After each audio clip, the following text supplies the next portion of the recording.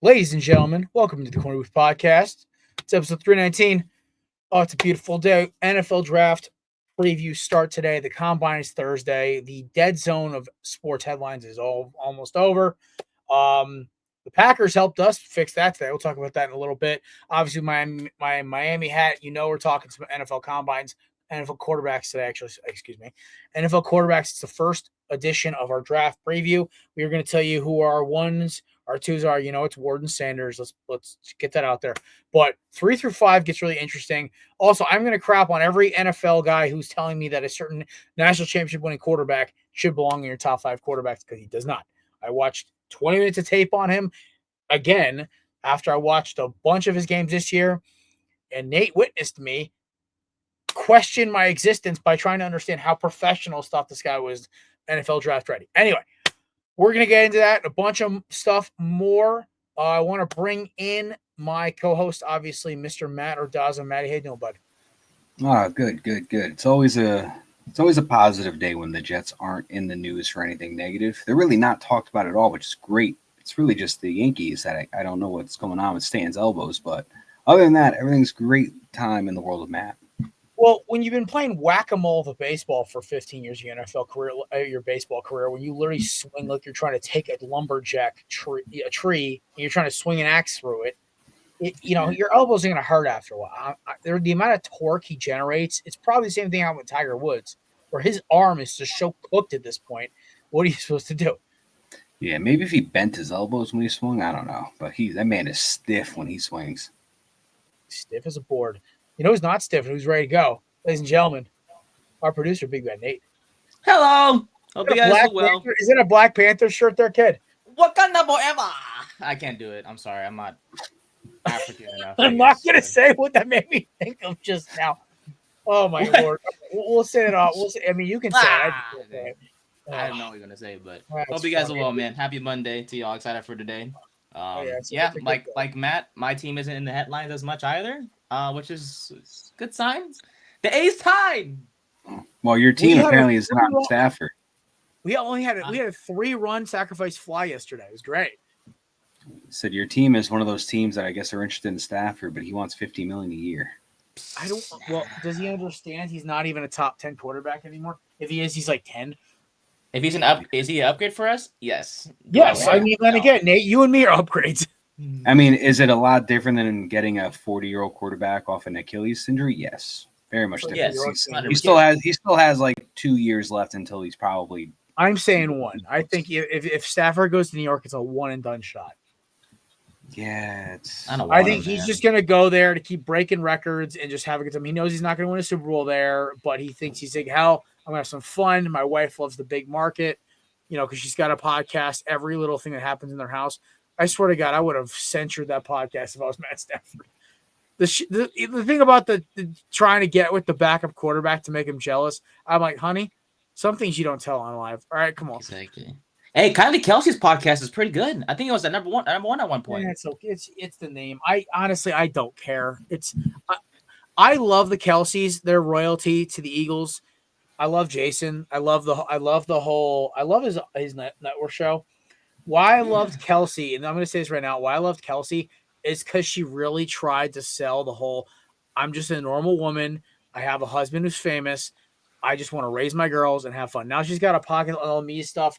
It's like it's like, are you really trying to portray that now? Or are you just trying to make the money? I listen, go get the bag, but I'm just kind of like, all right, you can't claim you're just an ordinary girl anymore because you ain't. Well, you also think about it too. Like, she probably doesn't have to work because of Kelsey.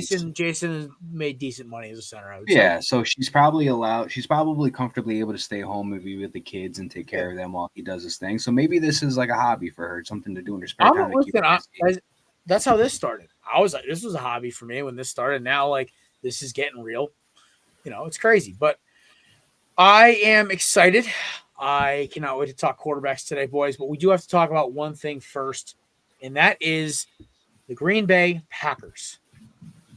I'm actually a little upset about this because this just feels so soft to me. I look at it from the perspective like, hey, the Packers couldn't stop it twice. They tried to run it themselves. Oh, so we want it banned. But like they want the tush. Like I understand why teams don't like the tush push. I understand why fans don't like it because it looks like a rugby play. I look at it from the sense of, hey, you can't stop it. It's unstoppable. So it's like somebody's going to figure it out. And also, by the way, the 92% conversion rate, I think it's now down to about 80 because some teams have stopped us before. The problem is, and I'm going to say this right up, how you stop it is you take the entire Eagles O-line out of the game because Mailata is 6'8", Becton 6'7", Lane Johnson 6'6", Landon Dickerson 6'6", Cam Jurgens 6'2", all of them over 315, some of them over 350. Heaviest offensive line in the league. I'm not going to lie to you boys. That's a lot of dude to stop on 4th and 1 when you have a quarterback who squats 600 pounds, a running back, and a tight end pushing him with both squat over 500. It's a lot of it's a lot, man. There's a lot of dude to move. And I watch a lot of these guys line up. First of all, if you're going to line up off sides, you're not helping your case. If you're going to jump over the line 7 times and kick the center of the back of the head, not helping your case. My biggest issue is that as much as teams have said they're trying to stop it, they're really actually not. So they make these half-assed efforts to try to stop it, and they're like, oh, we can't stop it, so let's ban it. No, I'm sorry. The Green Bay Packers are the most pathetic franchise to me in the NFC right now because I've been losing respect for them because of, I loved them after last season, man. They took out the Cowboys. It was great. Jordan Love was the hero. But then I'm watching how they handle their season, and they're just kind of like they're lame ducking their way through the playoffs. Into the playoffs. Then, they gave us a little bit of a run, but to be honest, it was a lot of just dink and dunk calls and a lot of weird plays. And I don't know. It just, to me, they just look like a very soft team. And this is like the softest thing that could have come out. Like, I would have been okay with the Cowboys pushing to do it, or the Chiefs, or even the Giants. As a little dig about the Saquon stuff, I'd be okay with that. Hell, have it be the Rams. We know Sean McVay loves to complain. Why not? But it's the Packers. Guys, I barely even remember we played you guys. 1, because I was so sick I could barely see straight. 2, we basically played our worst game of the playoffs and still beat you by a score or 2. You guys didn't even deserve to be in the playoffs. There was honestly 4 or 5 teams better than you that just had worse records. So, Green Bay, shut up, sit down, fix your problems, and stop complaining. I hope Troy Vincent just kind of to the side. And to fans who want it banned because you can't stop it, that's like taking your ball and going home. It's a legal play. Find a way to beat it. Stop complaining. I mean, if you think about it, like how long has Philly been doing it and been doing it successfully? Like 3 years. That's plenty. I mean, and they're going to be doing it for a 4th year coming up. So I think that's plenty of time for all the teams in the league to figure out a way to stop the tush push. I mean, it's been 3 years, it's going to be 4 years. If you're trying to ban it right now, you just don't have an answer to stop it. I mean, that's not your fault. It's just a very good, well executed play that is probably 80-90% accurate. So yeah, it's going to happen. So at least you have that advantage. It's going to happen. You just got to stop it. I'm all for it. Like, keep it going. You know what I mean? Like, keep bringing the pain. Keep doing it. The president of the Packers, and who his name is Mark Murphy, he said back on February 1st, saying, quote, "There's no skill involved, and it's almost an automatic first down on plays of a yard or less." There's no skill involved in how you built your team. There's no skill involved, so then it should be easy to stop it if it doesn't take skill to execute. They try to dismiss the play, but it's more effective than any play they run. I don't get it. Either it's too good or it takes no skill. You can't insult it, then try to get it banned. You kind of have to either give it credit and then to legitimize it, or you pick your lane. Also, this is hilarious to me. The Packers are pathetic. That's what it is. I understand if the Eagles were doing it like where they ran it 5 times in a row to get first downs and just never run another play, I'm like, sure. But they run it 3 times a game max. And 80% of the time, it's not even on the goal line. Yeah. Most of the time, it's on like 4th and 1, which every team can run the same damn thing. It's a pathetic attempt to be petty. The Bills do it too. Yeah, they just suck at it. Yeah. Yeah, so, it probably works for them like 70% of the time, 75%, not 90, but Mark Murphy and the Packers, you are pathetic. My name is Jared Klim. Yes, I'm an Eagles fan, but I'm also a football journalist, and I think you're pathetic. I really do. This is a really pathetic attempt. If you had a legitimate excuse, other than the fact that your team was soft as melted cheese, the Eagles played like crap and still beat you down, I'd say sure. But I don't. You guys suck as a franchise. I'm done. You literally owe Aaron Rodgers and Brett Favre everything because you'd be not relevant past 1970 if it wasn't for that. But I think they should spend more time worrying about maybe actually taking a receiver in the first round this time instead of and actually keeping their defense healthy. Instead of taking instead of taking a mediocre average defensive end. Or a over angered middle linebacker. I'm not gonna name names. Anyway, you guys have any thoughts? Nate, you've been pretty quiet. Any thoughts on this? I'm just thinking about Frankie Louvu when he tried to jump over. Yeah, at least the Commanders were getting creative, man. I would have tried to Cam Chancellor. It was funny. It really was. I think it's a really pathetic attempt. And Mark Murphy's explanation is just sad. It's like, dude, how would you focus on fixing your pathetic team that is a one and done every year? Except you had to play the other only one and done team, the Cowboys. Because the Packers have been a joke since Rodgers' second to last year. They're 2021, right? That was the last time they were. 2022. 2022 was his last time there. That was but when was the last time they made it past the first round of the playoffs? Besides the Cowboys. It's got to be 21, right? It was because they beat they lost they beat the Niners. Yeah. Yeah, that was in 2023. They lost it. Oh, no, never mind. Nope. Yeah, they lost the Niners. Jimmy G, because they were complaining how they couldn't beat the Niners. The Niners went in and beat them and lost to Stafford in this title game. I remember that. Ew, that game was nasty. 13 to 10. It was ugly. How'd you focus on winning those there, Teddy boy? Or the no, sorry, yeah, no, Marky boy, whatever. Yeah. Anyway, we're moving on. I feel like that got me so fired up for no reason. I'm like, dude, you suck. That's like that. You know what it reminds me? It's the kid who actually did his homework, but like nobody else did it because and the teacher was about to leave. Go, Mr. So-and-so, you forgot to collect the homework. Like it's the dude who wants to get beat up behind the lockers, that kind of thing. That's the vibe you get. It's just like it's just funny because it's not like they have no reason to push for it, but it's not like they're in division and that happens to them like twice a year or 4 times a year. Well, they did this year, but that's scheduling. Yeah. The other thing I just thought of, you know what reminds me of actually? Sorry, it's not the kid asking about homework. It's the kid whose dad watched this kid get lit up by a guy in Little League, like the kid hit 3 or 4 bombs off him, so he demanded the umpire to check his birth certificate. That's what it reminds me of. Yes. That's the vibe I'm getting. It's like, no, that's not fair. My kid's supposed to. No, it's like, no, dude, you wasted the draft pick on Jordan Love. You wasted all this money on getting rid of Aaron Rodgers. You wasted the draft picks. Your organization is literally the definition of making the playoff mediocrity. You're the Cowboys with 1 division round appearance. I don't want to hear it. It's a joke to me. The Packers literally owe their entire success 1990 on to Favre and Rodgers. That's it. And to be honest with you, Jordan Love isn't even a top 10 quarterback in the league. He's maybe not even top 15. So I'm done talking about this is just a sad attempt. I can see, listen, Commanders, Cowboys, Chiefs, Giants, they do it. Rams, go for it. You know what? You go off, King. You got a legit problem.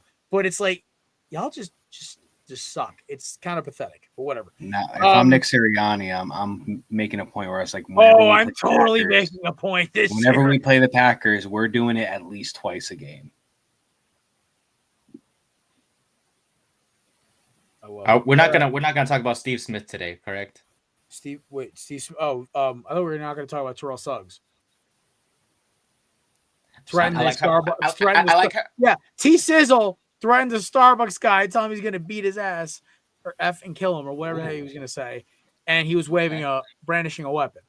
Listen, Terrell, That just gives all gun owners a bad name. Don't be doing that thing. It's stupid. It's a Starbucks order. Okay, buddy, go get your coffee at Dunkin' or Pete's or something. Like, what are you doing? I am not messing with one person on that 2000s Ravens team. No. Nope. No. I'm not. If Ray Lewis wants a Starbucks, he's getting a Starbucks for free. Same thing with Justin Tucker. I don't want to see him in a massage parlor. Listen, if Ray Lewis had sorry.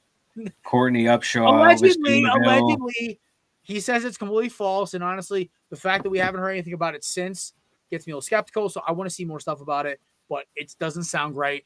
I just, I have to make a joke because we're a comedic podcast, and I apologize. I'm just stating off what's made. This is all alleged. Just want to cover my tracks here. I'm poor, so don't sue me. Hey, and Steve Smith cheating on or involving cheating. I could care less. Listen, here's the thing, like, oh my God, so and so cheated on their wife. It's like, I don't care. Yeah, but the messages that were leaked, I don't care either. It's their private stuff. Who gives a crap? Yeah. I'm going to be real with you for a second. Sure. My opinion on people I don't know cheating on their wives or husbands, unless they do something awful, like cheating on your husband who has cancer, or like having another family adjacent while your other family's struggling and giving the other one all the money. Like this stuff you see like TikTok stories about, that stuff is awful to me. But a millionaire athlete who's probably paid his everything his wife has ever needed since they were 20 or whenever they met. It's like, dude, listen, you're a piece of crap. You should have done that. But my opinion past that, I don't care. I have enough brainwave to care. The only reason I've even heard about Steve Smith in the last 3 years is one, watching highlight tape of him being a menace to society on the field, and two, him calling out Jerry Jeudy, which has now propelled Jerry Jeudy to actually be a decent receiver. So that's all I care. I really don't care about it other than that. I really don't. So, yeah, Steve Smith, buddy, clean your life up. That's all I got. I really don't care other than that. Did I get it right? I mean, he was saying that she said that she was divorced. So, I mean, for him, like, if she's saying she's divorced, I mean, like, I'm not going to go ask her for a proof of a marriage certificate if she says she's divorced or whatever. I don't know. Yeah, I really could care. And then one more thing, the NFL might or change the touchback rule again and move it up to the 35-yard line. Dude, you're now a 10-yard play. No, you're now like a 15, 20-yard play away from being in field goal territory. I don't know why they keep moving it up. It was fine last year. The extra point? No, they want to move it from the 30 to 35 now. Stop! No, this is too much. We brought it from the 20 all the way to the 30. Oh my Lord, like, stop! I think it's. I mean, I keep where it is. NBA. Holy! You're just gonna now it's just gonna affect. What is this, arena freaking football? Stop! It's just gonna affect defensive stats now. Like, you're gonna have defenses that are number one in total defense, but they're gonna be giving up higher points than previous years because now you got an extra 10 yards. Calling it the Philly rule because we just beat the snot out of the. I mean, it helps for teams like me that can't move the ball down the field. Though. I mean, I think, Matt, a holy miracle is all you guys need at that point. So one last thing, I did see something very interesting. One, Philadelphia Eagles, for the first time in franchise history, are now above 500. They have not been above 500 their entire history. They are now 667 wins and 666 losses. I don't want to know what we are. I gotta look it up though. I got you, boss. It's not gonna be pretty. I'm gonna say, Nate. I'm gonna guess that we are over 100. I'm gonna say we're 150 games under 500. I want you guys to understand this because the Eagles have been one of the best. The Eagles have been one of the best teams in football since 2000. They were very good in the 90s, and they made a Super Bowl in the 80s. Okay, this just shows how bad they were 1960 through 1979. How awful that franchise was. The Jets are 433 and 559, sir. Woo! Matt, they're not getting to 500 even if they go undefeated for the next 20 years. I don't think I'll be alive by the time that they get to over 500. Oh man. I mean, you might, but they'd have to go on like an Eagles in the 2000s level run or Patriots level run or something. Like, that's incredible. All right. Last thing I want to talk about today was an interesting take. and I wanted you guys' opinion on this. So the guy was breaking down film, and he goes, the biggest loser from the Super Bowl isn't Patrick Mahomes. It's all the guys saying that the AFC has been the premier conference for the past 3 years, because he goes, I don't care where you rank Mahomes in the top 5 quarterbacks. Burrow, Lamar, none of them are Josh Allen. None of them are beating what the Eagles did to them. They committed an actual war crime on what the Chiefs had for an offensive game plan. And I love seeing Chiefs fans still crap on Sirianni. When he just sat there, he said, Vic, you do that. Hey, Kellen, we'll do this. And just beat him around. The way that the Eagles played against the Chiefs, if they played against the Bills and they had the same exact performance, one, they're still winning the Super Bowl. Would it have been 34-0? Probably not. The Bills probably would have scored some points, but the Eagles still would have beaten. They probably also would have ran the ball more effectively too. Yeah, because the Bills' run defense isn't that great. Yeah, I want to remind you, those 3 teams that you were talking about, the the Bengals, Ravens, Bills, and they're not. What? I'm sorry. No, I was gonna say weak defenses, all 3 of them. Yeah, weak run defenses. Okay, and their pass defense wasn't much better either. So you're just basically saying, hey, Jalen, they might score another touchdown or 2, but hey, you can hand it off to our all-world running back, and he might run for $135. So yeah. The Chiefs had the more, compared to the other AFC. Put on a master class in the run defense. Spags put on a performance. I mean, I'm not even including the Bengals because the Bengals defense was really bad. But compared to the Ravens and the Bills, who were but compared to the Ravens and the Bills, who were the next best behind the Chiefs had the more complete defense compared to those 3 teams. Even though they had holes as well, they were the more complete out of those 2 other teams. But I don't know if you guys remember, the Eagles kind of put a smack on the Ravens.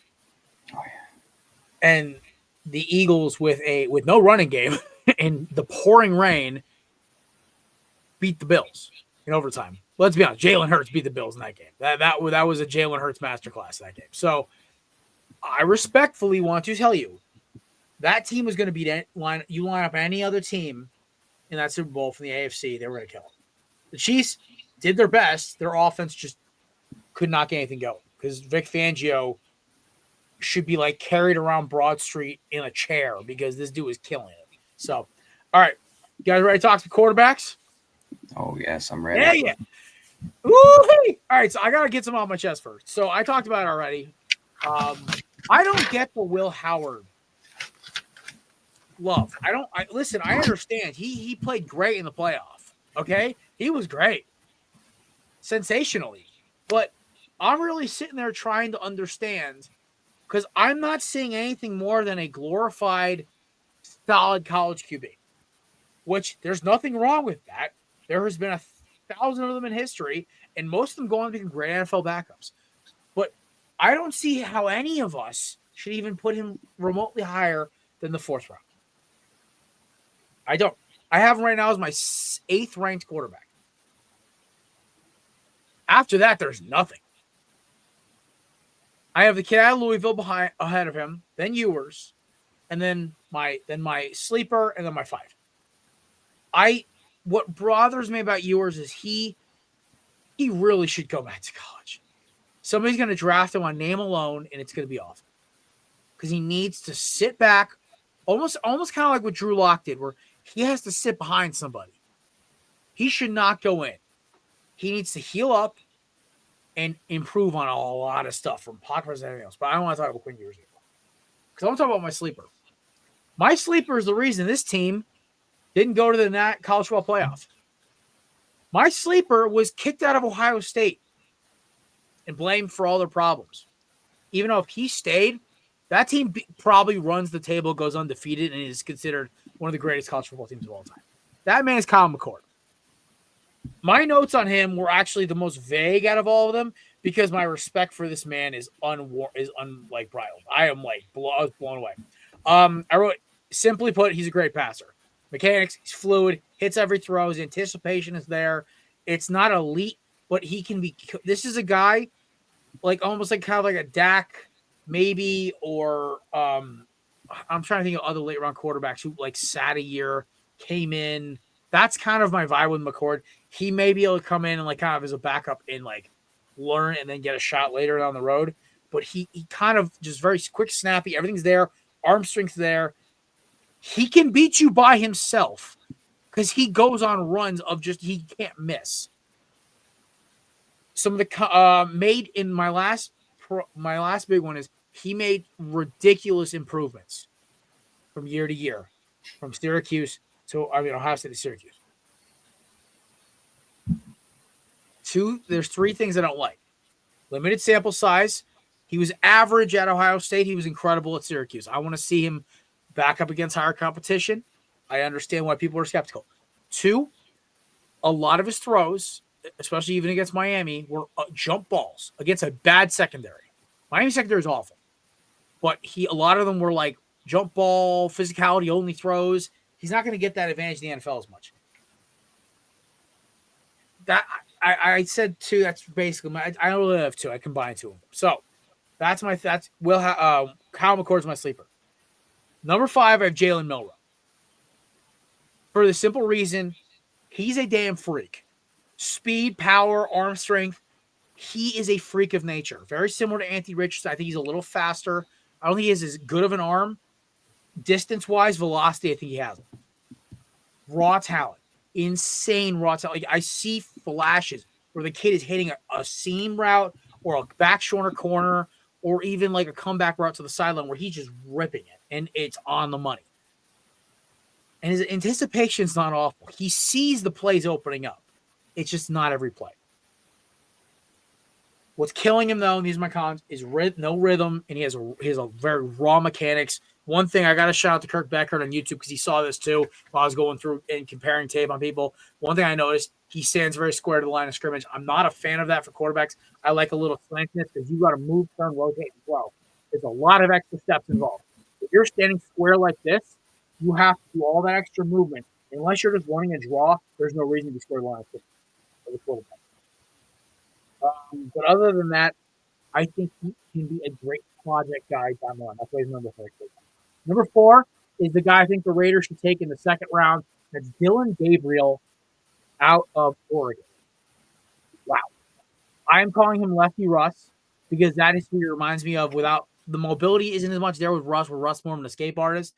Dillon Gabriel is just kind of quick, snappy, almost like kind of like Baker-like, where the throws are on time. His anticipation and poise for a smaller lefty quarterback are great. Exceptional quick mechanics.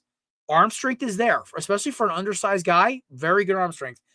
Puts the ball on the spot. You don't see his receivers having to come back for balls more. Everything's kind of on the move. He knows where to throw. A couple things I didn't like. Height and weight and hand size are going to be an issue for some teams. And the other thing I don't like is I've noticed on some balls where he doesn't see his read open quick enough. He has a little hitch in his step. I don't like guys being too moving. I like calm and fluid in the pocket if you're going to be a pocket guy, because if you're middle of a jump and the guy's window opens, you have to like stop, turn, throw. You can miss your window. It's a little just ticky-tacky, but that's why I saw. Number 3 is Jackson Dart. I don't get the hate on this guy. I understand why people are skeptical, but raw talent-wise, this kid's phenomenal. Excellent deep ball placement. Like some of the throws he's making downfield over the last 2 years, it's like pro level, drop it in the basket, hand it to him.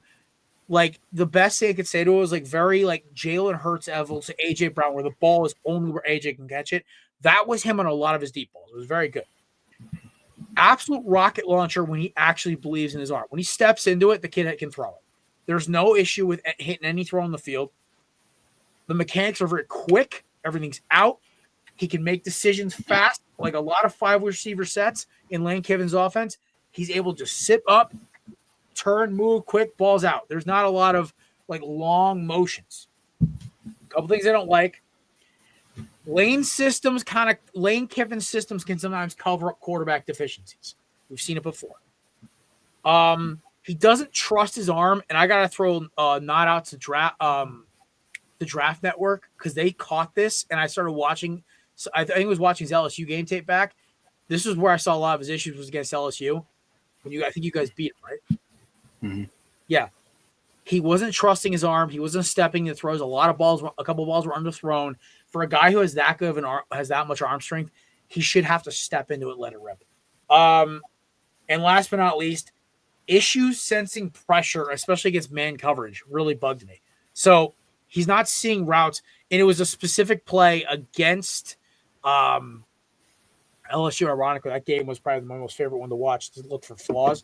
Is he didn't really recognize, like, he had guys in the slot breaking him on post routes, skinny posts, slants, whatever, and he wasn't seeing fast enough. I don't know if it's a lack of route recognition or knowing what all 5 guys are doing, but before he could even make a choice, there was a guy open and he just got dropped. Now, NFL guys still make the decision, so yes, that is maybe a little ticky tacky, but it's something that needs to be noticed. Like, how can you recognize coverage, especially when everyone's manned up? Number 2, Shedeur Sanders. Now, I think Shedeur is extremely talented, and there's a reason he's the number 2 quarterback in this class.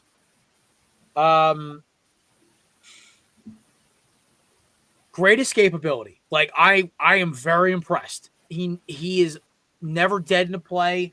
He's getting rid of that ball. He's on the run. He's making plays when there's nothing there. Colorado's O-line, in his defense, is god-awful. Like, he's on the move all the time. All of his highlights are him running away from the ball and slinging it. He keeps his eyes downfield. Like, you can't teach that. You can, but it takes forever to break. His eyes are always up. He's not looking to run. He's looking to get outside and drop a dime on you, which his ability to extend plays is only rivaled by the guy who's ranked ahead of him, which is something to say. They're decent. I don't hate them. The arm strength, really, I'm not seeing like a laser cannon of an arm. He has a good arm, but it's nothing like I'm like, oh my Lord, he's just like, it's flicking and the ball's going like 70 yards. There's a lot of things he can improve. I think he's a solid quarterback. I think he's worth a first-round grade. Do I think he's a top 5, top 10 quarterback? No. Do I think he's a top 25? Yes. So I think his biggest issue is the name recognition helps, but it also hurts because now you're like, all right, how much of this is just name recognition? Some of the things I don't like, a lot of his downfield throws are 50-50 balls. The big note I made is 90% of his throws downfield where they're big highlights, his receiver is doing the work. The ball's up in the air, and you see Travis Hunter, or I can't remember half the receivers' names, but they're all making ridiculous plays. Like, I'm talking at SportsCenter top 10, mossing 3 guys, jumping through defenders, coming back to balls. It's not good stuff to see. Reminds me a lot of Djokovic and Zay Flower highlights, where he's coming back to these guys are coming back to the ball to make his insane play to save a pick or a deflection. Was it Jimmy Horn? I'm sorry? Is it Jimmy Horn is one of the other receivers? Or is he a corner? They're a speed guy, but I'm talking about there are 2 other big guys. Oh, gotcha. 2 receivers, one's like 6'3", one's like 6'2". They're making jump ball plays. And, of course, Travis Hunter, being the freak of nature he is. My biggest issue is if I'm seeing all those throws are just him chucking the ball at 3 guys and only one of them, it's a little scary to me. But they were completions. I can't hate him too much for it. The other thing is a lot of his deep ball throws are him outside the pocket where now the field's closed and he can just sling it and gun it. There's not a lot of like deep balls he's throwing from the pocket. Not as much as I'd like to see, especially with a guy who's considered a great quarterback. But then again, I had this issue with Bo Nix, and he proved me wrong this year so far. So we'll see how it goes. My pro comp for him, actually, I didn't even write one for Sanders, interestingly enough. But for Jackson Dart, his pro comp was Bo Nix with a little sprinkling of Jalen Hurts. That was my comp with Jackson Dart, who had very underrated mobility. So does Sanders. I had another pro for him. He really doesn't want to run if he doesn't have to. Running to him is a very last resort, which is what I liked about the quarterback ahead of him. Number 1, Scan Ward. First thing I wrote is he's a true point guard. Like, he sets up, he sees every option, and he's just looking to beat you. If he can score on every play, he will. But if he doesn't have it, he'll get a first down. He wants to make the play to be successful. Insane arm strength. Like, stupid arm. Like Anthony Richardson, Cam Newton kind of just like howitzer. It's ridiculous. You guys all saw the highlight video of him dropping a 70-yarder onto the goalpost. Yeah, he was hitting throws like that in games, like back foot sidearm throws for 40 yards. It's insane. Ball placement is video game like. Like some of these throws don't look human. He's able to put it in a window that's the size of a shoebox, and he just does it repeatedly. I did not know what to expect with Cam Ward this year, and take it from somebody who watched every single snap of his Miami career, because that is something I will take pride in. Being a Hurricanes fan, I was going to give you the most realistic take on Cam Ward, and it's not me even being a fanboy saying he's an number one pick, because he is. There's no doubting it. But the ball placement was insane to me. There was a couple throws, which I'll talk about in a second, that made me want to rip my hair out. But when he has the anticipation and he's in his drop and he can just make the read and go, you can't. It's just unhuman what he's doing. The quick, adjustable release angles and mechanics is, I think, the most underrated part of his game. Everything is in and out, drop, and he's gone. It's almost very Mahomes-like, where the Mahomes and Stafford, like where the arm angle can change. Everything's compact and fast, and that ball's out. There's no worried about a long looping release. I am absolutely blown away by what he does when he's trying to just deliver the football. Great pocket presence. Yes, we remember the Georgia Tech game with the strip sack from behind. Some of the times where he was trying to make a move, do this, do that, and he couldn't get it open. Guys, the unfortunate thing is when you're an improviser like this, Aaron Rodgers can tell you, is Big Ben, even Jalen Hurts, Patrick Mahomes, not every throw or every time you're out of the pocket is going to result in something great happening. But pro-level pocket presence and ability to extend plays, top tier, 99th percentile, incredible stuff. Cons. Never says die on a play.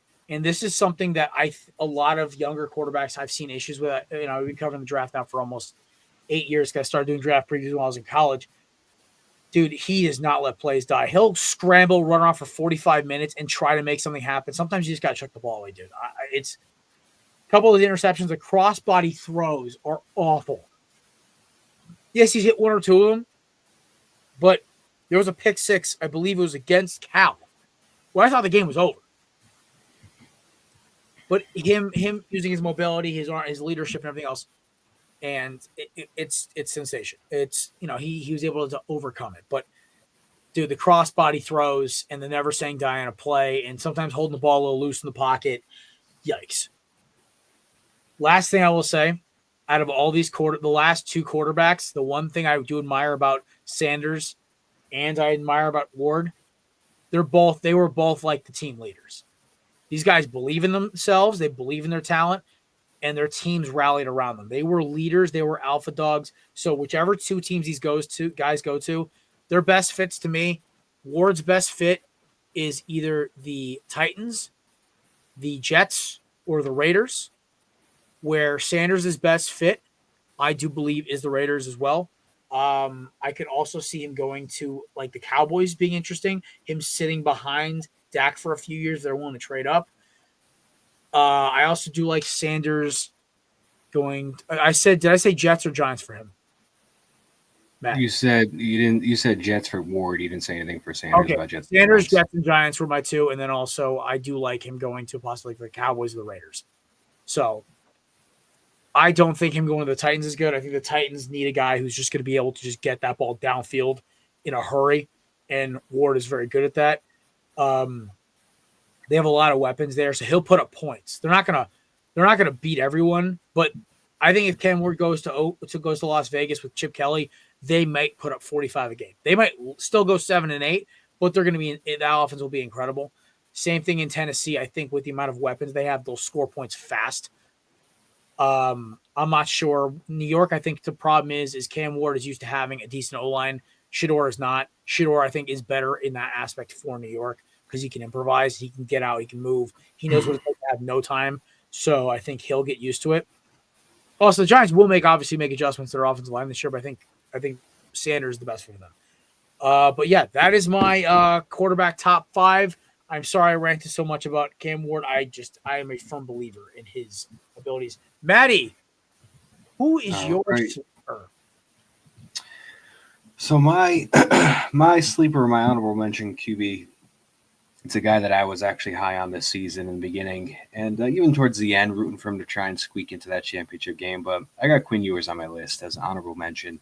6'2", 205. He was a smaller quarterback in weight.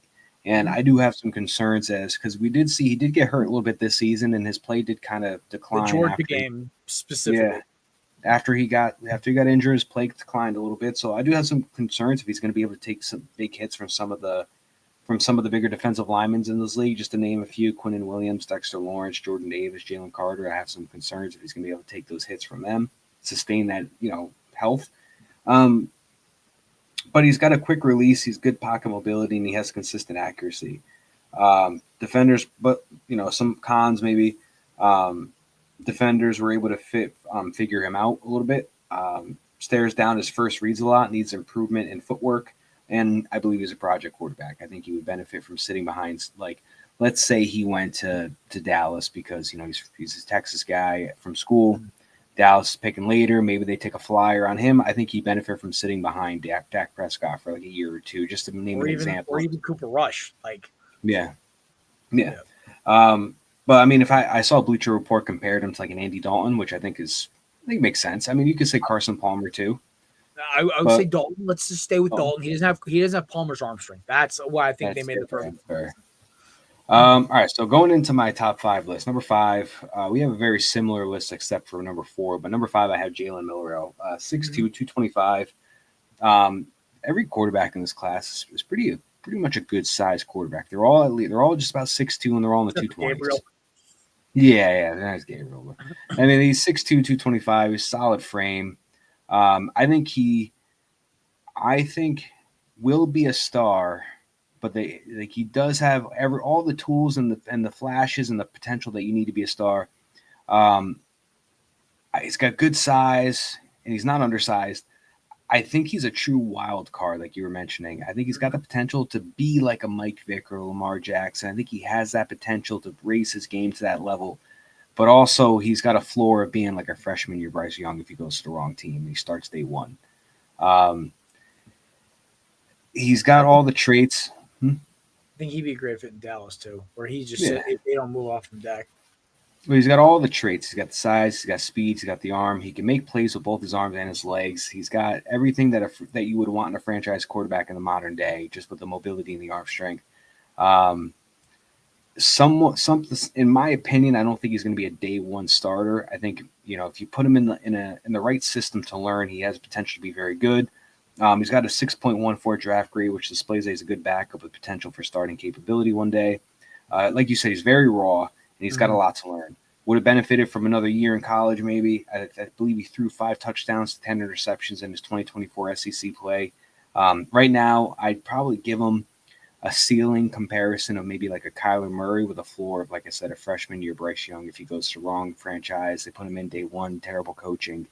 I think he could be this year's Anthony Richardson, where he's got all the capabilities, but I think he needs to learn and sit and not get thrown in day one. All right, who's 4? Number 4. I got Kyle McCord on my number 4. So Kyle McCord, he won me over a little bit because he says he wears number 6 because of Mark Sanchez. So you got my little strings on that one. But listen, he's 6'3", 224, 9-inch hand, solid quarterback size. He's not a small prospect. He's a sound thrower who thrives in the pocket. When he's in the pocket, he's very accurate passer with solid ball placement. Does have average mobility. Questionable decision-making when he's under pressure. He tends to be a first-read kind of quarterback. And another project quarterback like AR who would benefit from sitting for 1 to 2 years. If all pans out, he'd be Kirk Cousins, kind of a quarterback. I like that comp a lot. Just because I'm thinking lack of mobility, good pocket presence guy. I just think Kirk Cousins. He just needs to stop. Who's your comp for Ward? I don't want me to skip ahead. Who's your comp for Ward? Curious.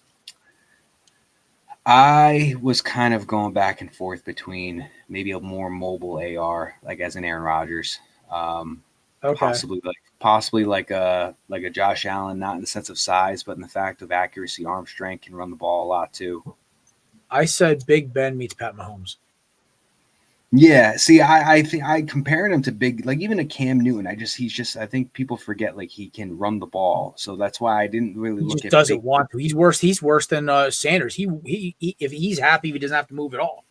Yeah, but he has that ability, so that's Yeah. why like I can see like an Aaron Rodgers who's got a good arm, pocket presence, everything. He can be mobile and roll out the pocket, but he doesn't always run down the field if he doesn't have to. Exactly.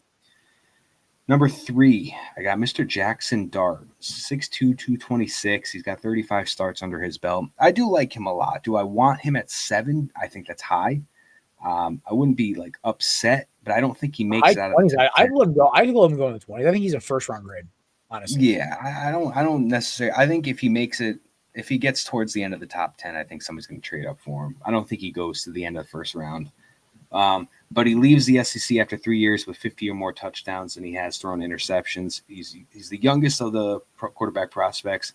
I think he's also another guy that'll benefit if he can sit and learn year one as well. I think most of the quarterbacks outside of the top 2 have that capability where I think they'll be good if they can sit for a year or two. He's got a solid frame and arm. He's been shooting up teams' draft boards as of late. Mm-hmm. He may not make it out of the top 10. He's an exceptional athlete and possesses all the characteristics I think scouts are looking for. Doesn't have amazing footwork, can sometimes be a little indecisive in his reads. He's got room for improvement. I think like right now, I think if he goes to the right team, I think he's going to be really good. I think right now, I think he's got flashes of like a Sam Darnold this year. I'm not going to say Mark Sanchez. I know he likes Mark Sanchez, but I think he's better than Mark Sanchez. But that's why I said he has like a lot of Bo Nix, but with a little bit of Hurts mixed in too. Yeah, exactly. Like I say Sam Darnold, I think people immediately think Jet Sam Darnold, but I'm talking about like how Vikings regular season Sam Darnold. Yeah. So that's my number 3. That's my comparison for him. Number 2 is Shedeur Sanders. These 2 quarterbacks now, I think, are the most ready to go right now. He's 6'2", 215. He's mobile and a very confident quarterback. He has a lot of self-confidence, which I don't always think self-confidence is something you can really teach. I think it's just something that you have or you develop, and he's got it.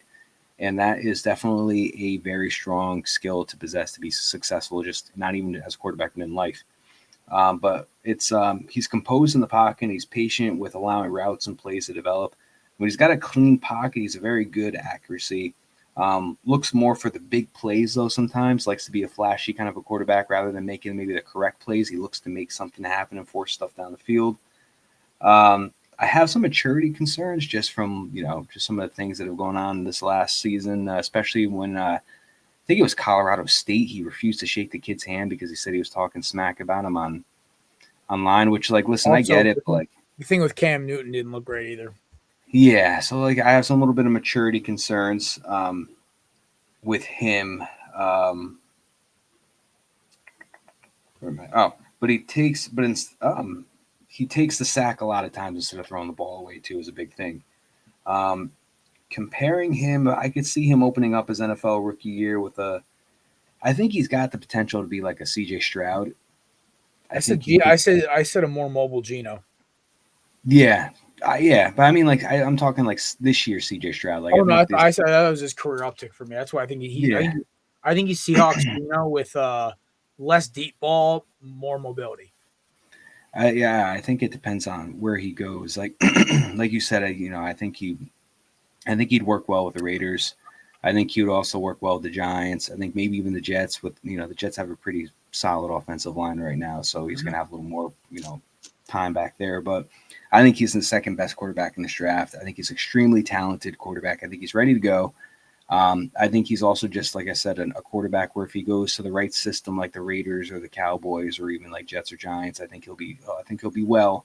He's going to probably take that first year just getting used to the NFL and the adjustments and the team and, not having his father coaching him and walking him through some things, but I think he's going to be successful. Number 1, I think for obvious, is Cam Ward from Miami. 6'2", 223, good size for a prospect. One thing I like about him the most out of everybody, which I think separates him from a lot of the quarterbacks, which I also talked about this when Bo Nix was getting drafted, just the experience level. I mean, this guy has 57 starts under his belt, so he comes with plenty of college experience. And correct me if I'm wrong, I believe he has thrown 158 touchdowns as well in college. And he's got a big arm. Holds the all-time record. Yeah, big arm. He's mobile, which is what you want from a modern-day NFL quarterback. Sometimes releases the ball before the route develops. Maybe he needs to be a little more patient with letting routes and plays develop. Mm-hmm. But he like you said, he does make some reckless throws and decisions, and only completed about 39% of his passes inside of the red zone in 2024. However, he's my number one quarterback because of that D1 level experience he possesses, which, like you said, I mean, a lot of people were high on Bo Nix last year, and he surprised a lot of people. But I think something that helped him be as successful as he was his first year in the NFL, getting to the playoffs, is because he had all that success between Auburn and Oregon, and Cam Ward having success with multiple D1 schools and all those starts and touchdowns he's thrown. I think he's going to translate very well in the NFL. And like I said, I had a comparison of him of like a more mobile Aaron Rodgers or something like a Josh Allen kind of a quarterback. That's my top 5. That's my honorable mention. Cam Ward, 100%. Cool. Number one quarterback. Jets, go trade up for him. Listen, I would love, because Jets are one, like, when it comes to like teams that I root for that aren't my team, I tend to look at like obviously the Raiders because my uncle. I like the Lions because I've always rooted for them. The Titans because I love Derrick Henry and Marcus Mariota, Jake Locker, CJ2K. They always had fun players I liked. Then there's like the Jets. I root for the Jets because I have not met a Jets fan who isn't just like a fun dude. Like, I've never met a Jets fan in my life who I'm actually around. But I'm just like, oh God, they're a Jets fan. It's like, no, like I feel bad. Like the Jets are a fun franchise. The Johnsons are just dummies. Yes, very much. It was more aimed at Brick than Woody, but still. Yeah, I don't know. Whether the 17 or what's his Madden rating, bro? Yeah. You know, hey, Brick, I'm telling you right now, Cam Ward's NCAA rating is like a 94, so you're good. He passes the litmus test. I'm more wondering how this 77-year-old man is a 15 and a 17-year-old kid, but that's not my business. Money is money, man. All right, Nate, you're about to pull a graphic up. What do you got? Ooh, yeah, a little bit. I was in the background making this, while you guys were talking. Jalen Milroe. Okay, explain your work. Yes. Yes. So I'll go quickly through them. I don't want to go too long into mine, of course. But you guys made some incredible points. Nate, I had Milroe in my number 5, just to let you know. My apologies. See, this is why I don't release graphics until after this show. That's what I'm talking about. No, it's okay. Listen. Look nice. On the show. It's fine. It's a YouTube video and a live stream. It's fine. Oh, okay. Yeah, fair enough. So put this up on IG. Put this up on IG later. Great. We love you. True. But I mean, yeah, it's fine. Don't worry about it. Yeah. But explain your work. Why Milroe so high? I'm very curious. I love me some scrambling quarterbacks. I really do. And I know he's a raw, talented guy, but I just love a guy. He can sling it. He can. I know he has some inconsistencies with his arm throughout the year, but I think his scrambling ability will be a big weapon for him, especially at the pro level. He just obviously needs some time, as the quarterbacks from 3 to honorable mention that we had. They need time as well. They're not going to be able to start right away from day one. But I just feel like out of all the guys from 3 through 6, he has the most potential just with his legs alone, honestly. Guys like McCord, he's not really a big scrambler. Dart, same way. Dart can scramble a little bit, but not as well as Milroe.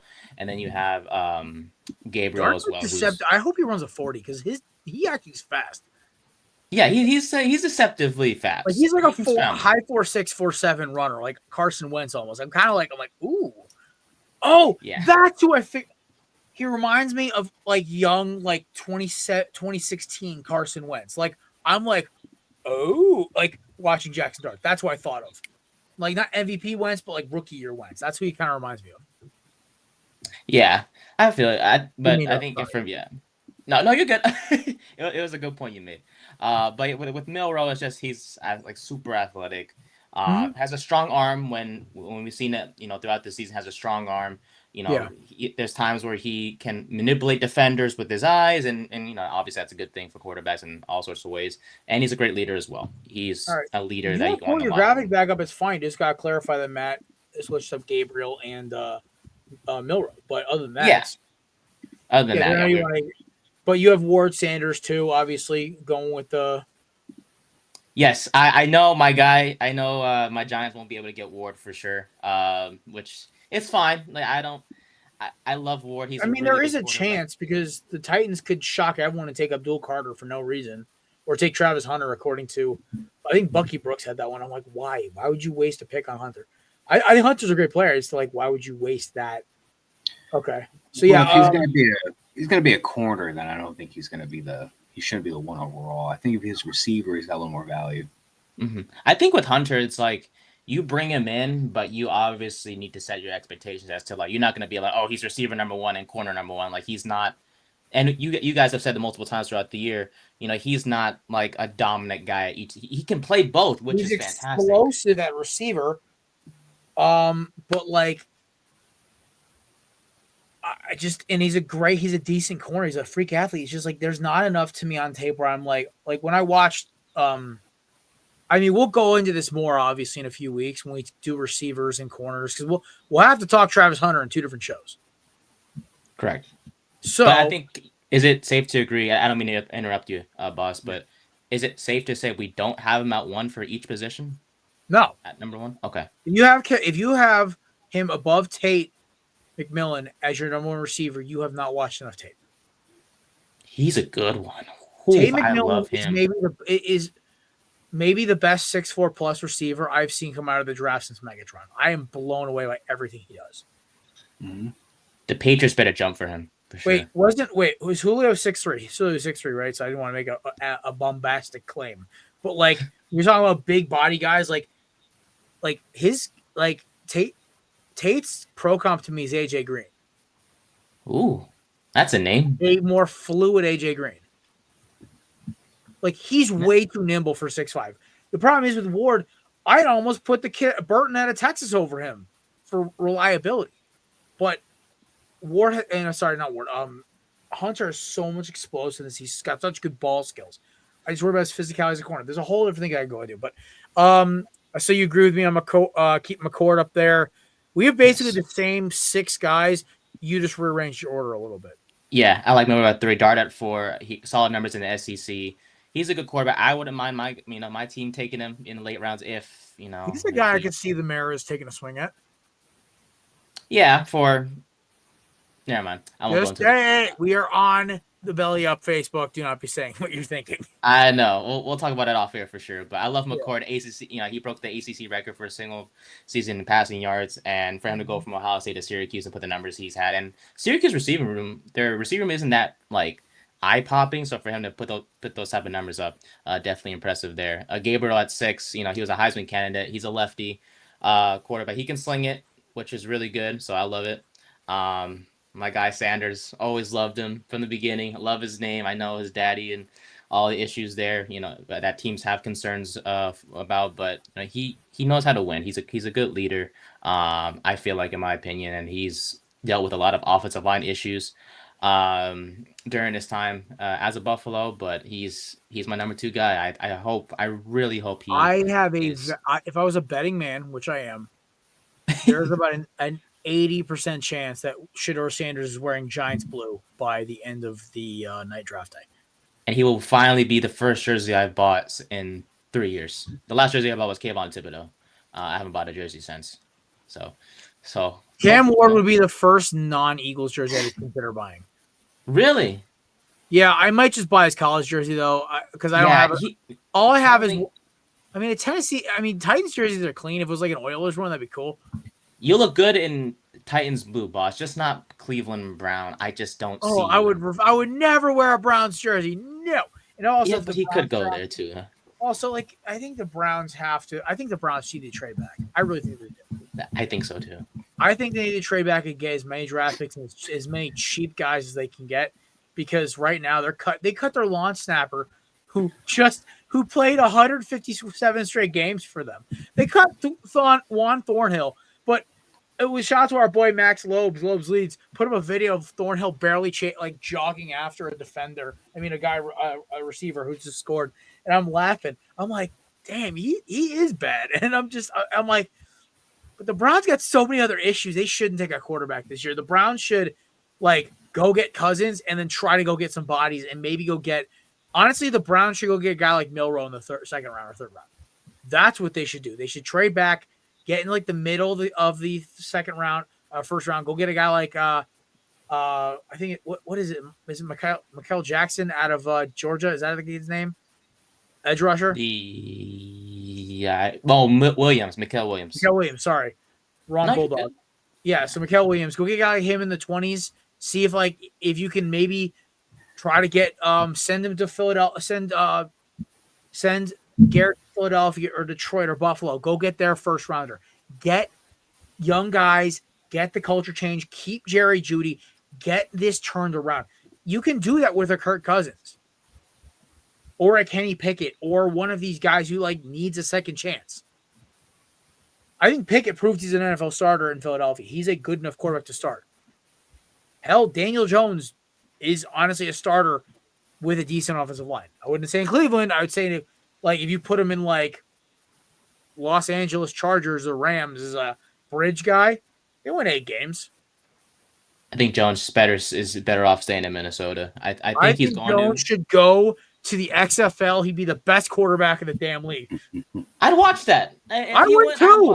I would root hard for him. I miss him sometimes. I really not his play, but I miss the guy. There's 7 quarterbacks in the NFL who I think why are you wasting your time here? Guys, go to the XFL and make it a fun league. Like Zach Wilson, I would kill to watch him in the XFL. Roll out right, throwing the ball across his body 80 yards. I'm up for that. I don't blame you. I agree. We need to normalize good, okay quarterbacks going to the XFL because they are not good enough to play in the pros. So based off what you said, your top 3 would, in order that you would predict, would be Ward, Hunter, Sanders. I think Ward, Hunter, * Sanders. Yes, because I could see a team trade up to 2 and go get Carter. I could. Yeah, I really could. Or get Mason Graham out of Michigan is another one I kind of like. Going that early. Yeah, but Browns fans would be heated. Browns fans can shut up. They gave Deshaun Watson a fully guaranteed contract. He's been awful. So Browns fans should just sit down, shut up. You should eat the punishment for what you did to Baker, and then wait for your team to rebuild itself. That's my honest opinion of Cleveland. Guys, it's Guardians baseball season, and your Cavs are good. Yeah. Cleveland sports is rocking, man. It's just the Browns ain't. Yeah, true. And then you had Ward number 1, obvious, same reasons you guys had. Nonchalant dude, love him. It's Titans or Jets, or maybe the Raiders surprise us. I think your Giants going to be smart here, and they're going to say, hey, listen, unless some team jumps us at 2, they'll get Sanders at 3. I don't see a team jumping for Sanders except Dallas. Dallas is the only team I could see jumping up to 2 to go get Sanders. At that point, if I'm the Giants, I take Abdul Carter not Abdul Carter. I go take take Hunter at 3. I take Hunter at 3 because now you have an elite athlete. I don't know what he is, honestly. Or you trade back, go get more picks, and go get a guy like Williams, and then maybe go get a good corner like the kid out of Michigan. Mo Johnson. Oh, he's so good. See, there's the thing is not getting Ward. The only teams who need Ward or Sanders are the Titans, the Jets, the Giants. Oh no, the Giants. I say the Giants. Raiders need a quarterback, and the Cowboys need a quarterback. Other than that, everyone else can kind of be like, oh, let me go get Jalen Milroe in the 3rd round or 2nd round, or McCord in the 4th, because your season's not rapidly flipping overnight. Let's be honest. Nate, no offense, you guys are not winning the Super Bowl next year unless it's a miracle of God. Okay. I neither are the Tennessee Titans, neither are the Cleveland Browns, neither are the who's at 4? Patriots aren't winning the Super Bowl. Whoever at 5 isn't either. So it's the thing is, guys, Rome wasn't built in a day. Neither is a dynasty. The Eagles at their worst in 2015 draft, they were at 7. They tried to get Wentz. They had an okay year rebuilding. They got him up to 500. Then they had a crazy offseason. Then they won it. It's been done before. Honestly, I think next year's Super Bowl, if you want my honest opinion, next year's AFC title game is going to be Texans versus Bills. I think the Texans are going to shock a lot of people. D'Amico's going to have them boys humming. And it's because they're all going to be healthy. And also I think they're going to have another wild free agency. They've proven they will go spend money, and Bobby Slovic is gone. That man should not have another coaching job. He's a dummy. His offense made no sense. I think they got a decent amount of cap too. Oh, they do. I have a feeling they're my sleeper to go get Milton Williams. And the only other team besides the Cowboys that I fear jumping the Giants for like Sidger or Sanders would probably be the Raiders, picking right behind them, just because they would totally, with Pete Carroll, they totally pull that. Yeah, that's my one argument, is because they have Pete Carroll as the head coach. He's already in his 70s. He's probably on a short term. I would assume he's probably like a Bruce Arians down in Tampa kind of situation where he wants 3 years. 5. He's like on board. Let me go coach again. Yeah. He probably will coach if he has good years. He'll probably coach 3 years, 4 years. I say 3 to max 5. Like 5 is the absolute. Yeah. But they're going to obviously want to try and win in those 3 to 5. So I think they try and get the quarterback of the future and then try to win in a year or two from now. I have a weird feeling they already have their replacement for him picked out. He's just not ready to coach yet. Okay. I think they have somebody waiting in their back of their mind. They're like, we want this guy here. I think Carroll will right the ship. Because the one thing Pete Carroll is consistent. You're not losing more than 7 games. You're not winning more than 12. But you are going to be consistent. Yeah. And I mean, as much as Chip Kelly's a prick, or we don't actually, he might be a nice guy in the world. I don't know. Much as he was terrible in San Francisco, and he was not great at UCLA, what he did at Ohio State was he took a guy who's basically a dollar mark Colin Klein in Will Howard and got him to win a national championship. His offense works. There's no doubting it. If he's got the personnel, his offense works. Don't let him near the personnel department, but you give him weapons and you say, hey, make this work. He'll make it work. So it's going to be interesting, Nate. I think you guys are going to have the most stressful first hour of the draft day.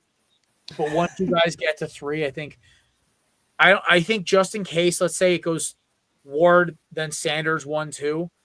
I think you basically just have to be like, all right, let's pray for Jackson Dart, maybe Dylan Gabriel, maybe McCord. Let's go get a project guy. Let's see if we can work out a deal for Stafford. Because I think Stafford, you guys win the wild. You guys are a wild card team with Stafford tomorrow. I think you guys are. Here's the thing: I think I have a weird feeling. So everyone's like, "Oh, the Commanders are the threat next year. They have so much cap space." Watch them pull at Houston this year. Oh, guys, I'm not gonna lie. Philly figured them out. Yes, their defense did that to Mahomes too, but Philly told the blueprint. Okay, it's not hard. You drop 4, you drop everyone, you have everyone rush 4. Even if you got to rotate him, he can't do it all. Yeah, and as exciting as it would have been, or as cool or fun as it would have been to see a Commanders Super Bowl like appearance with Jaden Daniels and the rookie, like they weren't gonna be. It would have been a 3-peat. Oh my God. It would have been a 3-peat. I think that game would have been over probably almost as fast. Like everyone's like, oh, Commanders, Bills. I'm like, you know how ugly that game's gonna be. No. Like Greg Rousseau would have been like throwing Jaden Daniels through the ground. Just that Commanders offensive line and that defense as a whole are just not ready for the Super Bowl. They're not. Maybe maybe a year or two. There's a preparation thing that comes into it. I hope people realize that. Like just because they got to the Super Bowl, it's a whole different thing. Like I don't know if you guys saw the Eagles speeches. They were locked in. They were like, oh yeah, we know what we're doing. We know why we're here. Like they were like all frowny and like staring at everything. Then they came out to DMX. What's my name? I'm like, yeah, we're winning this thing. It's like when they came out to me, when the Eagles come out to an intimidating song in Super Bowls, they win. I don't know what they came out to in 2004, but it was probably lame. And in 2022, they came out to Lil Uzi Vert. I'm like, we're screwed. I just want to rock. You're about to get rocked. I'm seeing the teams interested in Matt Stafford, or I think it was Browns, Raiders, Giants, and Steelers. Now Raiders with drafting Dylan Gabriel. Or McCord. Oh my Lord! Out of all those, football's back, baby. Out of all those teams, I think the most ready to win as soon as possible would be the Steelers. Out of all those teams, they got the better coach. They have consistent success in winning and getting to the playoffs. Mm-hmm. I think him with some added weapons on that offense, assuming that they can maintain their running back duo. I think that he would have the most success with Pittsburgh out of all those teams. However, he also, I mean, he's done everything. I mean, he's not like, I don't think he's won an MVP, but has he? Stafford, no, he came close, but I don't. But he's won everything else that you can imagine. I mean, so he's got his ring. So I think at this point he's probably looking to have fun. If he wants to go to any of those teams, I don't think he's looking to win now, but he would definitely help out a franchise for their future. So I'm going to say this right now. This is like my dream scenario for the offseason with quarterbacks. Titans draft Cam Ward, or the Jets trade up for Cam Ward. Either one, I'm okay with it. I prefer, for your sake, Matt, they trade up so you get my boy. Sanders goes to the Giants. Then we have Jackson Dart, or whoever doesn't draft Cam Ward gets Jackson Dart in the end of the first round, early second. So that'd either be the Jets or the Titans. Then we move up to the Raiders, who signed Matt Stafford but draft Dillon Gabriel. Let Gabriel sit behind Stafford. It could even be Kyle McCord for all I care. Then I think the most fun scenario is Cleveland taking Jalen Milroe in the second round or the third round, and just having fun with it, or using the Philadelphia Eagles pick at 32 or the Lions pick at 27 to go get him, assuming there is a Myles Garrett trade. Other than that, I would love to see Dallas go get somebody, so maybe they go get their people who draft McCord, or maybe they draft Ewers. Hilariously, I would love for them to draft Will Howard. I'd be like, yeah, buddy. Kelsey would be pissed. We are so no. He's a free agent right now. He has denounced his Cowboys fandom. I'd be like, yeah, buddy. Cowboys football of the early 2000s is back, baby. Mediocrity. Oh, my Lord, that'd be great. Oh, man. But I think, that's my ideal scenario for the quarterbacks. I think that is the most fun. Because, honestly, let's be honest. I would love for the Jets to get Cam Ward. That would be so much fun. Because he's going to show up at camp, and Woody Johnson goes try to say something. So he's going to go, Woody, shut up. And he's going to go. He's like, all right. He's going to say, hey, son, I'm about to toss this right past you. And he just does it. Like, I mean, listen, the trade proposal that I've heard, it's a lot. I mean, you're talking 2 first-rounders, 3 second-rounders. But if you truly believe that Cam Ward is that guy, you got to do what you got to do to make that happen. I mean, even if they can lessen it, they could get it. They can get a trade before free agency starts. If they can do it where like they fill out the Eagles when they move up to 2, where they were just like, hey, or like if they found out from Tennessee that like they're not going to take him, they want to take Abdul Carter, then like, hey, let's get up to 2 and go get Ward, because I know they don't want the crosstown rivals having their pick. So go up and go say, hey, listen, Cleveland, we'll give you this and this and that for the number 2 pick. Yeah. And then they'll move up and go. Or like, and also Cleveland might be like, bet we want to move back and keep getting, because the biggest thing when you have a quarterback detriment on your cap who's now injured, I guarantee they have more private investigators than they know what to do with trying to figure out if Deshaun Watson injured his Achilles doing stupid stuff so they can stop paying for his contract. Because this is just the fact that he re-injured his Achilles and he was doing a dance without his boot on. There's so much sketchy stuff there. Anyway, I'm telling you right now, if the Jets, if Abdul Carter is going to go 1, I guarantee every team in the world is going to call the Browns like, hey, listen, what do you want? Or they'll call the Giants and be like, hey, Ward's probably going to go again to like 8 to the Raiders or 6 to the Raiders. Like, do you want to make a trade? Because the Patriots ain't going to take. So, Nate, you guys might even be able to get Sanders at like 7 or 8.